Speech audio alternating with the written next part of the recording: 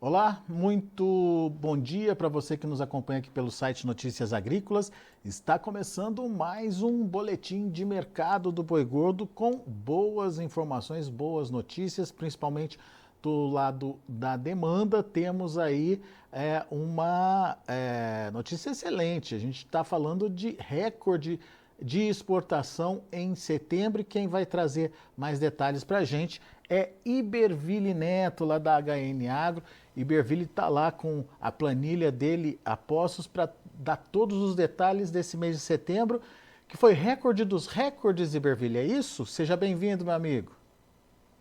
Olá, Alexander. Olá a todos. Isso, Alexander, eu costumo brincar nunca antes na história desse país, né? Para quem gosta desse jeito de falar, não que eu goste, mas nunca antes da história desse país a gente mandou tanta carne bovina lá para fora. Foi recorde que tinha sido quebrado nos meses anteriores e agora foi quebrado novamente. 251,8 mil toneladas em setembro. China continua firme, Iberville, nas compras? A China teve o segundo maior volume da história, Alexander. Ela tinha comprado em setembro de 2022, ela comprou 136,5 mil toneladas. Foi o maior volume da história. Agora, em setembro de 24, ela comprou 135,5 mil toneladas. Ou seja, não quebrou o recorde absoluto por 1.000 toneladas. Tá? Quando a gente pega os outros destinos, também foi o segundo maior volume, se a gente dividir a nossa exportação em dois grupos, China e outros. Foi o segundo maior volume da história, agora em setembro. Foram 116,3 mil toneladas de outros destinos, perdendo só para dezembro de 2021. A China a gente já considera o grande parceiro, o divisor de águas, o diferencial das nossas compras aí, principalmente de carne bovina, né, Iberville? Mas quais outros países a gente pode destacar aí nessa balança aí e principalmente que estão fazendo a diferença esse ano em relação às compras do Brasil? Alexander, a China, ela, às vezes a gente ouve ou tem uma impressão de que ela está mais fraca. Na verdade, ela, claro, o preço está longe daqueles picos que nós tivemos, mas em volume, ela está com um volume recorde na parcial de 2024, 928,4 mil toneladas, 9% de aumento na comparação com o ano anterior e recorde. E aí outros destinos que merecem destaque, na segunda posição acumulada do ano, a gente tem Estados Unidos com 118 mil toneladas e um aumento de 96,4% na comparação com o mesmo intervalo do ano passado. Então, apesar de representar 6%, 6,4%, ele dobrou praticamente as compras no intervalo de janeiro a setembro. Emirados Árabes aumentaram em 163,7% as compras no mesmo intervalo, triplicaram praticamente, de 44 para 120 mil toneladas, e isso, aí os Emirados Árabes, eles têm não é exatamente uma carne que vai ser consumida lá, existe triangulação e uma distribuição lá no Oriente Médio, mas é outro destino muito importante. Na sequência, a gente tem Chile, um pouco mais calmo, crescendo 1,9%, e Filipinas, 64,2% de crescimento. Todos os 10 maiores mercados aqui, que a gente tem uma planilha meio na manga, todos eles aumentaram e aumentaram bem. No total, até setembro, o Brasil exportou 29,7% mais carne que no ano passado. E Iberville, e faturamento também melhorou? O faturamento aqui, em dólares, a gente teve um aumento de 21,3%, com um preço médio 6,4% menor. E aí o faturamento em reais, né? Deixa eu só. Em reais, a gente teve um faturamento 27,9% maior e um preço médio em reais 1,3% menor. Então, em reais, o resultado sentiu um pouquinho menos porque a gente teve uma Um oscilação cambial dólar, aí. né? Dólar que ajudou, né? Ajudou. Bom, dá para dizer então que a exportação esse ano fez diferença, Iberville, principalmente quando a gente fala de um ano ainda com muita oferta? Isso, Alexandre. É o que a gente estava até trocando ideia um pouquinho antes de entrar aqui, né? Se for para a gente resumir o que tem acontecido no mercado, na nossa visão, de julho, agosto, nós tivemos a demanda muito positiva, principalmente para as exportações, mas no mercado doméstico fazendo sua parte, é, e isso puxou o mercado. Mesmo com a oferta, em alta, porque quando a gente pega os dados preliminares aqui, os dados de abate do CIF, a gente teve abate recorde em agosto e abates em alta nos últimos meses, tá? Agora em setembro que ele diminuiu um pouco, apesar de serem dados preliminares.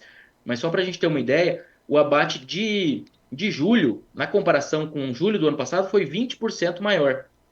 Em agosto foi 6,4% maior e agora em setembro ele números parciais ainda, mas caiu em torno de 11% na comparação com o mês anterior, só que ainda é 7% maior do que em setembro de 23. E aí por que que eu, vamos dizer, a nossa leitura disso é positiva? Porque o mercado já está subindo. O mercado não está preocupado que esse abate subiu. O mercado já está subindo, que é reflexo de uma demanda positiva. Só que agora, com o mercado mais firme, as chuvas voltando, na nossa visão, isso pode ser o espaço que o bezerro vai ter para dar mais mandado. O bezerro que veio, ele não veio subindo em boa parte do ano, mas ele veio firme enquanto o boi caía, e depois agora deu mandada assim, mas mandada um pouco mais calma que a do boi. Então agora com a relação de troca mais folgada e o pasto voltando, a nossa visão é que a demanda por reposição vai melhorar, isso vai dar um fôlego para preço do bezerro que deve andar um pouco mais, consequentemente isso vai influenciar na oferta de fêmeas. E aí sim a gente vai estar observando, ou deve observar na nossa expectativa, uma redução da oferta. Então, o que a gente tem hoje de mercado firme é um mercado subindo pela demanda ainda. É um mercado que ainda não viu a redução da famosa participação de fêmeas nos abates. Tá? Ele está tateando isso. Essa participação de fêmeas ela chegou em um platô aí sob diversos pontos de análise. Se a gente considerar 12 meses acumulados, em nível nacional, de fevereiro a gente tem uma estabilidade aí na casa dos 36% de fêmeas nos abates CIF.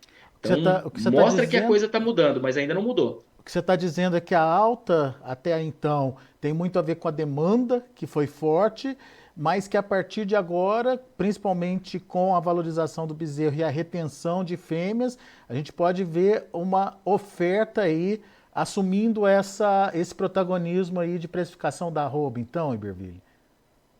É a nossa expectativa, Alexandre, exatamente. A demanda deu essa puxada no boi, essa puxada no boi deu um espaço para a relação de troca que vinha mais justa, e agora, com a volta das chuvas, a gente acredita que o bezerro deva correr por fora aí para subir e voltar a patamares, incomodando um pouco mais quem compra reposição, que é o que normalmente acontece nas fases de alta do ciclo, que nós acreditamos que estejam. Na verdade, pensando em preço, a gente já está num momento positivo, né? Mas pensando em início de retenção de fêmeas, a gente acredita que deva começar no próximo ano. E quando a gente faz a comparação mês a mês, a gente já está nesse platô aí, perto de virar a cara dessa participação de fêmeas para algo menor do que nos intervalos anteriores. Muito bem. Só que daí, Iberville, a gente tem uma alta na arroba do boi também sendo registrada em função, por enquanto, dessa demanda forte e a partir de agora, talvez com a influência da oferta também, a oferta reduzindo. Mas como é que fica aí a relação dos frigoríficos com essa alta, hein, Iberville? Alexandre, quando a gente fala na valorização do mercado nesses últimos meses, a valorização do boi foi mais forte do que a valorização no atacado. Então, isso aí deu uma diminuída na margem da indústria, que vinha em patamares historicamente muito confortáveis, pensando na relação, né? Claro que quando a gente fala de resultado de indústria, a gente está falando de algo bem mais complexo, mas relação carne com osso versus boi, que dá uma boa ideia do que está acontecendo, a gente vinha em patamares aí em setembro, por exemplo, foi uma média de 6,3%, ou seja, a carcaça pagava 6,3% além do preço pago pelo boi. Agora, em outubro, nessa parcial do início de outubro, ela está em 2,6%. Então, houve uma diminuição importante nesse espaço que a indústria tem para trabalhar a margem, só que a gente tem que ponderar também que, numa média mais de longo prazo, essa relação é de 2% positiva. Inclusive, muitas ocasiões trabalhando no negativo, ou seja, nem sempre só a venda da carcaça paga o preço do boi. Ela está historicamente acima da média, ou seja, mais interessante do que a média para a indústria, mas perto do que vinha sendo observado, ela deu uma diminuída boa. De 6,3 para 2,6. 2,6. É, Isso. isso sem contar os subprodutos, né, Iberville? Isso, aqui é só carcaça versus boi, que é o principal, é a principal fonte de receita da indústria, né? Essa é a carne, mas realmente para a gente fechar a conta da indústria, além de todos os custos, aí a gente teria os outros custos, né? Que representam menos, mas estão ali. A gente teria também essas outras receitas, couro, sebo, farinhas, miúdos e etc. E como é que fica a conta na exportação, Iberville? Frigorífico que trabalha com exportação também está perdendo essas margens aí? Alexandre, quando a gente fala de exportação, a gente também teve uma diminuição. Deixa eu só achar ela aqui. A gente teve, considerando o preço médio da carne exportada em setembro, que são dados fechados, e o preço médio do boi em setembro, a gente tem uma relação carne exportada versus arroba de 97,9 arrobas por tonelada de carne exportada.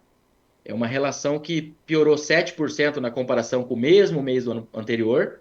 E cabe uma ressalva também, que nesse caso aqui, a média de setembro para arroba foi R$ 255 ainda. Então, a gente está trabalhando com uma arroba mais em torno de 280 atualmente, usando São Paulo como referência. Então, esse espaço aí, essa relação, acaba ficando mais apertada. Não está perto de mínimas históricas, a indústria já trabalhou com 84, essa relação é 84 em abril de 2023, por exemplo, mas realmente é um ponto que merece atenção. Só que pelo peso do Brasil no mercado internacional, não é descartado também que a carne brasileira comece a evoluir um pouco de preço. Não é necessariamente que porque a gente chegou nessa relação mais justa, a arroba encontrou um teto. O peso da pecuária brasileira é tão grande, a gente tem aí um quarto do mercado internacional, que a hora que começa a faltar, ou faltar não, mas a demanda pela carne brasileira está maior que a oferta, a gente tem espaço para conseguir inflacionar um pouco o mercado internacional. É, isso que eu queria entender de você, Iberville. Quando o frigorífico perde essa margem, né, que vinha surfando aí com margens excelentes aí nos últimos meses, mas está diminuindo, como você bem mostrou, através dos números. Ainda assim, está longe de ser perda, está longe de ser prejuízo, mas, enfim, o frigorífico já percebeu aí que a situação deu uma piorada. O que ele costuma fazer nessa situação, Iberville? Pisa no freio em termos de aumento de preços da arroba? A gente pode ver esse comportamento acontecendo? Alexandre, né, tenta, né? O frigorífico vai tentar fazer isso, mas a gente está num cenário de volta das chuvas acontecendo nas próximas 2 semanas aí, um mapa é, de chuvas, pensando em 15 dias, a gente está falando de chuvas dentro da normalidade no Brasil, que já é um período de chuvas, para praticamente Brasil inteiro, exceto Nordeste, Tocantins e Maranhão, e Norte de Mato Grosso. O resto deve chover dentro da normalidade nesses próximos 15 dias, usando uma referência aí do NOAA, né, que é o Departamento lá americano de Clima.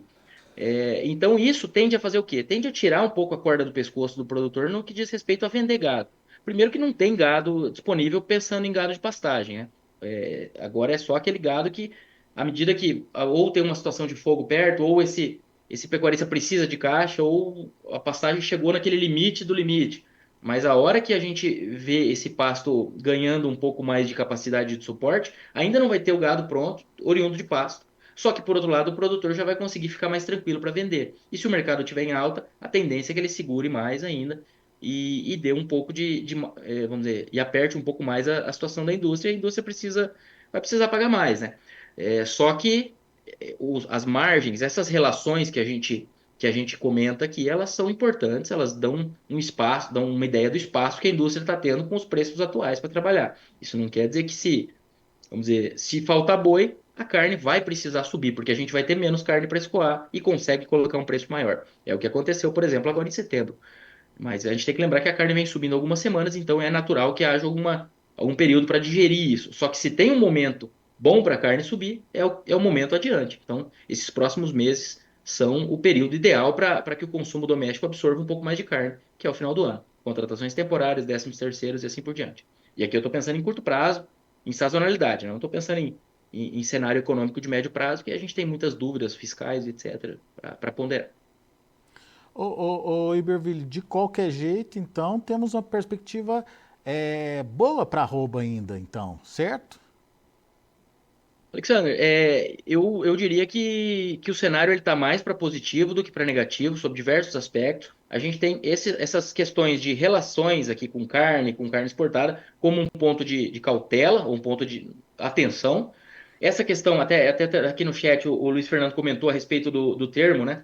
Que existe a expectativa de que agora para outubro a gente tem um volume um pouco maior de confinamento, Luiz Fernando, isso, até o IMEA projeta isso, mas é pouca coisa maior do que nos últimos meses. Então, nós não temos a leitura de que é, essa oferta de confinamento vai ser suficiente para afrouxar o mercado.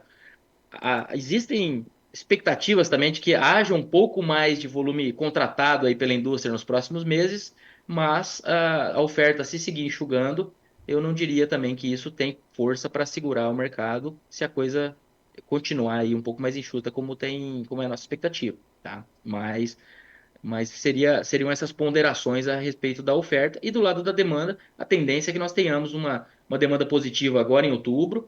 O pico de exportação dos últimos anos ele tem acontecido entre setembro e outubro. Não que novembro e dezembro as exportações tenham caído demais, mas é, é, quando a gente pega as curvas aí, setembro e outubro têm sido os melhores meses das exportações para a China, com destaque para a China principalmente. O próprio Luiz Fernando fala do preço do bezerro aí, Iberville. Você falou que o preço do bezerro ainda depende das chuvas, consequentemente, imagino, das condições das fazendas para que os compradores possam aí evoluir nas compras e daí sim fazer esse preço subir. Temos aí uma perspectiva de preços para o bezerro. O Luiz Fernando falou aqui de 360 por arroba. Bom, nós vimos esse valor também, Luiz Fernando, até a gente chegou aqui para a informação de bezerro cruzado em Mato Grosso do Sul, um bezerro mais leve, né? Quando a gente transforma por arroba, esse bezerro mais leve tem um preço por quilo um pouco maior, mas é de R$ 13 por quilo, atingiu Mato Grosso do Sul. Ou seja, a gente está falando de 30 quilos aí uma arroba, 390 quilos, R$ 390 por arroba, né? Não 390 quilos. Então, o mercado do bezerro, ele tem esses pontos mais fora da curva, mas em geral as médias ainda o bezerro andou menos do que o boi. E a expectativa é justamente que o bezerro agora ganhe um pouco de tração, porque a reposição é muito mais dependente de uma condição de qualidade das pastagens para animar o comprador, para permitir que esse comprador vá às compras, né? Agora, quem que está saindo para comprar bezerro com a situação de pastagens do jeito que está? É pouco. Só que, ainda assim, o mercado do bezerro também andou. Então, isso é importante. A hora que a pastagem melhorar e com o boi firme, a nossa expectativa é que o mercado evolua. E aí, por exemplo, uma arroba de R$ 360 aí, a gente está falando de 20 e poucos por cento de ágio em relação à arroba do boi. É, em outras ocasiões do ciclo pecuário, nessas fases que o bezerro começa a ficar mais escasso e o mercado evolui, a gente passou aí de 30% a 40% de ágio em diversas situações. Então, tem muito espaço para o bezerro andar, né, e a questão é, o bezerro tende a andar mais do que o boi até nas fases de alta do ciclo, que é o que nós acreditamos que esteja adiante. Muito bem. O Homero Rodrigues também está aqui. Ele quer saber se essa alta, é, janeiro e fevereiro de 2025, se essa alta continua aí para o bezerro. Romero, a nossa expectativa é nessa linha, tá? É nessa linha, porque aí a gente vai ter um adicional da demanda e a gente vai estar ainda antes do período de desmama, né? A cria tem a sua sazonalidade, março e abril ali a maior parte da desmama, mas tem bezerro negociado o ano inteiro. Mas na nossa leitura, o bezerro que está saindo agora, na nossa leitura não, biologicamente, o bezerro que está saindo agora em 24 é o bezerro nascido em 23 da estação de monta de 22, que foi o primeiro ano de aumento de participação de fêmeas nos abates. 23 foi o segundo ano de desânimo na atividade. Então, lembrando que em 2023 a estação de monta foi logo após aquele vale de preços ali em agosto e setembro. Então foi uma estação de monta muito desanimada. E quando a gente pega o histórico, essas estações de monta desanimadas, elas costumam gerar bezerros que, apesar daquele momento em que houve a IATF, houve o início da estação a coisa estivesse muito feia, ela costuma ser bem vendido adiante. Por quê? Porque está todo mundo desanimado e o investimento cai. Tanto é que a gente teve queda de uso de ETF em 22, 23, ou seja, menos bezerros nascendo em 24 e menos bezerros sendo vendidos no próximo ano. Como você perguntou em janeiro, janeiro a gente nem vai estar na estação de desmama ainda, mas pela situação de melhoria, o fôlego para a relação de troca com o boi andando mais do que o bezerro e as pastagens voltando, nós temos a leitura de que a demanda vai ser bem interessante para reposição e, paralelamente, com uma oferta diminuindo aos poucos. O José Hildo está dizendo que lá no Pará o gado já sumiu e o preço está subindo geral por lá. Inclusive, aí é uma outra ponderação que a gente pode fazer também, seu José. O que aconteceu nos últimos anos? Nós tivemos mais oferta de fêmeas, mais oferta de categorias jovens e o ciclo em baixa, tá? Isso não é novidade, mas o ciclo ele é mais sentido nas regiões onde a cria é mais presente. Então, quando eu falo de uma oferta maior de fêmeas, onde que isso é mais sentido? Isso é mais sentido em regiões mais periféricas, entre aspas, claro, mas longe de São Paulo, da Praça Referência, etc. Então, quando a gente pega Mato Grosso, Tocantins, Pará, Rondônia, a gente tem um peso maior de cria. E aí, a hora que diminui a oferta de fêmeas, ou começa a diminuir a oferta de fêmeas, isso começa a gerar um aumento mais forte nessas praças e tende a aproximar o diferencial de base. Na nossa leitura, os próximos anos tendem a ser de um diferencial de base um pouco mais próximo. Esse diferencial que teve muito alongado nos últimos anos, inclusive Rondônia, desde o início de julho até semana passada, tinha sido a praça em que o boi mais subiu. Tá? Por quê? Porque estava muito, muito distante. Aí começa a mudar um pouco, começa a ter um processo de menos fêmeas pressionando o mercado, e isso acaba dando essa acelerada. Lembrando também que agora a gente tem mais habilitações, usando Rondônia como referência, mais habilitações para a China, e então isso ajuda a escoar aquela carne. Aquela carne produzida em Rondônia, ela não precisa vir para São Paulo como era antes do Brasil ganhar esse fôlego todo na exportação. Então, o nosso consumo doméstico não precisa mais ser direcionado para os grandes centros consumidores. De lá, essa carne já é despachada para mundo afora. E o frigorífico está sempre fazendo esse ponto de equilíbrio. Por isso que muitas vezes, quando a gente pega o preço da carne exportada versus o preço da arroba em Rondônia, até semana passada era a segunda melhor relação do Brasil. A melhor relação estava em Mato Grosso, mas isso número de uma semana atrás. O Zé Mendes está dizendo, quando começar o período de chuva, lá na região, no centro da Bahia, ele quer saber se com o período de chuva por lá o preço do boi magro e do bezerro vai melhorar, Iberville. Já deve estar melhorando, né? Assim, eu não vou ter o preço na manga, que na verdade é R$ 256,90, usando o indicador da Pagro que está aqui na minha cola, mas quando a gente fala de volta das chuvas, a volta das chuvas ela traz dois efeitos. Ela traz possibilidade do pecuarista segurar um pouco esse gado. Claro, em um segundo momento ela vai gerar oferta porque esse gado engordou, mas o início das chuvas ele tem mais um efeito positivo para o mercado do que negativo, que ele tira a corda do pescoço do produtor que consegue manter esse gado ainda mais um ano desse com fogo e com uma seca historicamente ruim.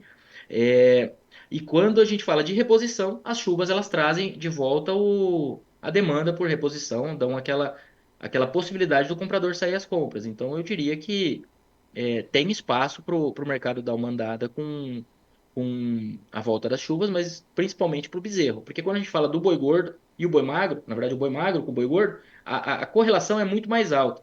Porque eu tenho um boi magro, nada mais do que um boi gordo menos 100 dias, né? Se eu usar o confinamento como referência. Quando eu falo de bezerro, não. O bezerro ele já tem uma correlação um pouco menor do que com o que está acontecendo com o boi gordo, porque ele tem meses e meses ali de mercado adiante. Então, ele oscila, ele tem uma volatilidade média menor do que a do boi gordo e do que a do boi magro. Muito bem. Ah, o Diego Sobrinho está dizendo que o preço do bezerro no sul da Bahia ainda não reagiu. Ele deve, como criador, deve estar preocupado lá. Mas calma, né, Iberville? Está chegando o momento dele, é isso? A gente sempre tem as regiões onde a coisa anda mais, anda um pouco antes, um pouco depois, mas quando a gente pega as diferentes praças, a correlação ela é alta no que acontece no Brasil afora. Então eu diria que pro Diego aí que a gente não está distante da coisa dar uma andada na região dele também. Tá? O mercado, na nossa visão, ele é mais positivo para os próximos anos, para a pecuária de maneira geral. Isso sempre com a ponderação de que a gente vem com o mercado andando bem desde julho, então, se tem gado para sair nesses próximos meses, a gente tem preços futuros aí que podem estar interessantes. Eu não diria para travar preço fixo agora, tá? Na verdade, a gente tem falado isso desde o início do ano. Essa eu vou ficar, essa eu vou puxar aqui na memória, que é o que a gente tem falado. Eu não gosto de fazer isso, mas a gente tem falado desde o início do ano, esse não é um ano para travar preço fixo, pessoal, esse é um ano para garantir um preço mínimo. Se a arroba explodir, ganha nela, mas não perde a reposição. Agora, a gente está no Brasil, a gente tem, todo dia acontece uma novidade, então, para ter uma voltada aí do mercado em alguns reais que vão fazer falta no resultado, ou vão deixar o resultado menos interessante, não é difícil. Isso quer dizer que a gente está achando que o mercado vai voltar? Não, o mercado, na nossa visão, está firme e ele está mais para positivo que para negativo. Mas como ele subiu forte nesses últimos meses, como a gente tem alguns pontos de margem um pouquinho mais apertados, é um ponto de atenção. Se esse gado tá para sair, eu consideraria com cuidado garantir um preço mínimo. Tá? Agora, médio prazo, na nossa visão, é mercado positivo. Show de bola. Enfim, deixa eu responder aqui ao Michael Douglas, que ele está querendo saber da previsão do tempo. Previsão do tempo já foi, Michael, a gente já fez essa entrevista com a Amanda, mas se você perdeu não tem problema não. Daqui a pouquinho vai estar lá no site www.noticiasagricolas.com.br para você poder assistir na íntegra também tudo que foi falado. E, aliás, são boas notícias com as chuvas voltando aí para as regiões produtoras da faixa central do Brasil e basicamente todo o centro-sul do Brasil com bastante chuva sendo prevista ao longo dessa semana. Então, daqui a pouquinho vai estar lá à sua disposição no site. Não esquece não. E aqui, deixa eu ver a última pergunta aqui. O Thales Gomes está dizendo que bezerro na região de Belo Horizonte está 250 a arroba. Tá caro ou tá barato para Belo Horizonte, Iberville? Olhando o boi aqui, 250 arroba com boi de 270 referência. Claro, referência estado, que eu tô aqui na manga, mas é um bezerro sem ágio, tá barato. Tá barato, né? Bezerro sem ágio tá barato. Historicamente, a arroba do bezerro é mais cara do que a do garrote, que é mais cara do que a do boi magro e assim por diante. Então também, Então, de novo, precisa aí aguardar esse momento da valorização da arroba, né? Da bezerrada também, né? para quem tá vendendo é aguardar. Para quem tá comprando, se tiver pasto, na nossa visão, é Esse preço é interessante, bom, né? é uma hora interessante de comprar. Claro que as horas interessantes de comprar geralmente são quando quase ninguém consegue comprar, seja por pasto, seja por caixa. Mas para quem tem essa possibilidade, é um momento interessante na nossa visão. Que o bezerro deve correr atrás do boi gordo nos próximos meses, aí, na nossa visão. Show de bola. Muito bom. Iberville, meu caro, mais uma vez muito obrigado, viu, pela sua participação aqui com a gente, sempre ajudando a gente a entender o mercado e ajudando também a responder as dúvidas dos nossos internautas aqui.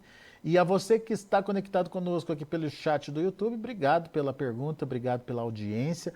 Não se esqueça de fazer aí a sua inscrição no site, dar o seu like, acionar lá o sininho para ser lembrado quando a gente estiver ao vivo com os nossos convidados.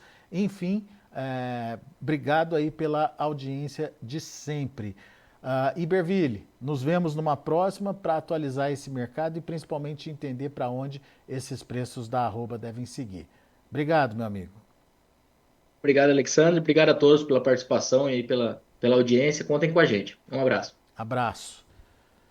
Tá aí, Iberville Neto trazendo as informações do mercado do boi gordo. A gente tem as informações do mercado do boi gordo na B3, vamos mostrar? Olha aí na tela então, vamos ver.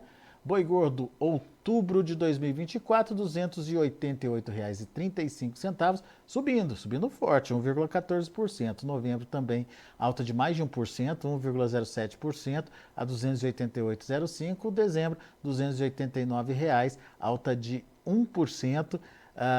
Preço do bezerro, portanto, subindo forte. Mas olha aí o indicador. O indicador está acima dos preços praticados no mercado futuro. O indicador CPEA fechou a última sexta-feira a R$ 291,80, uma alta de 2,1%. São os números do indicador CPEA. A gente vai ficando por aqui, agradeço a sua atenção e audiência. Notícias Agrícolas, informação agro relevante e conectada.